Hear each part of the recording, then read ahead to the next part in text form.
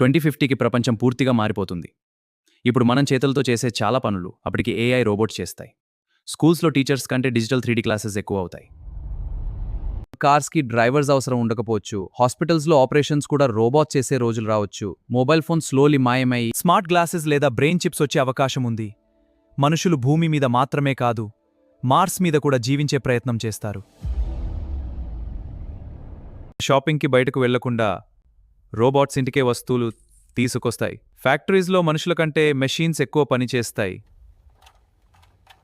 అందుకే ఫ్యూచర్లో కొత్త టెక్నాలజీ నేర్చుకున్న వాళ్లే సర్వైవ్ అవుతారని ఎక్స్పర్ట్స్ చెప్తున్నారు. ఇంకా ఆశ్చర్యకరమైన విషయం ఏంటంటే శాస్త్రవేత్తలు ఇప్పటికే మనుషులు అంగారక గ్రహం మీదకు పంపించే ప్రణాళికల పని చేస్తున్నారు. భవిష్యత్తులో మనుషులు మరో గ్రహం మీద కూడా జీవించే రోజులు రావచ్చు. మనుషుల మధ్య ఎమోషన్స్, రిలేషన్షిప్స్ తగ్గిపోతాయనే భయం కూడా పెరుగుతోంది. 2050 ప్రపంచం మనం ఊహించిన దానికంటే చాలా డిఫరెంట్గా ఉండబోతోంది.